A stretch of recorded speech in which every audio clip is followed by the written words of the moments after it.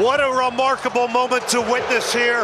Best player বিশ্বকাপে চলে না, দলের বোঝা। প্রথম ম্যাচে ডিআর কঙ্গোর বিপক্ষে পর্তুগাল ড্র করার পর এমন সমালোচনার তীর বিদ্ধ করেছিল ক্রিস্টিয়ানো রোনালদোকে, আর সব সমালোচনা করা জবাব দিয়ে দলকে সামনে থেকে নেতৃত্ব দিয়ে বিধ্বংসী জয় ছিনিয়ে আনলেন 41 বছর বয়সী অধিনায়ক CR7। ক্রিস্টিয়ানো রোনালদোর অনবদ্য জোড়া গোলের ঝলকে উজবেকিস্তানকে 5-0 গোলের ব্যবধানে উড়িয়ে দিয়েছে পর্তুগাল। ডিআর কঙ্গোর বিরুদ্ধে প্রথম ম্যাচে ড্র করে তীব্র সমালোচনার মুখে পড়ে পর্তুগিজরা এই বিশাল জয়ের মাধ্যমে টুর্নামেন্টে দুর্দান্তভাবে ঘুরে দাঁড়িয়েছে।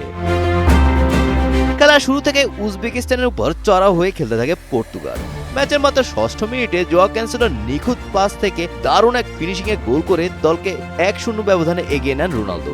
এই গোলের মাধ্যমে ইতিহাসের প্রথম ফুটবলার হিসেবে টানা 6টি ভিন্ন বিশ্বকাপে গোল করার এক অনন্য বিশ্ব রেকর্ড স্পর্শ করেন তিনি।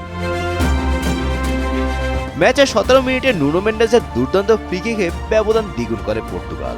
এরপর 39 মিনিটে ব্রুনো ফার্নান্দেসের থ্রু পাস ধরে ম্যাচের দ্বিতীয় ও দলের তৃতীয় গোলটি করেন রোনালদো।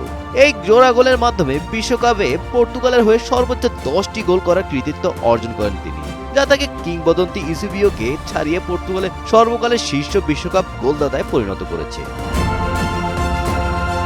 দ্বিতীয়ার্ধে আরো 2 গোল করলে 5-0 গোলের ব্যবধানে জয় নিয়ে মাঠ ছাড়ে পর্তুগিজরা। ম্যাচ শেষে মাঠ ছাড়ার সময় আবেগে আপ্লুত রোনালদো ক্যামেরার সামনে চিৎকার করে বলেন আই এম ব্যাক, যা ফুটবল বিশ্বকে তার এখনো ফুরিয়ে না যাওয়ার বার্তা দেয়।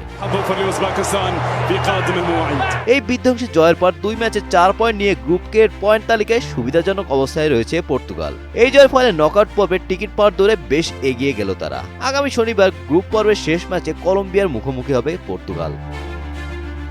গোলাম রাব্বানি, টাইমস টুডে।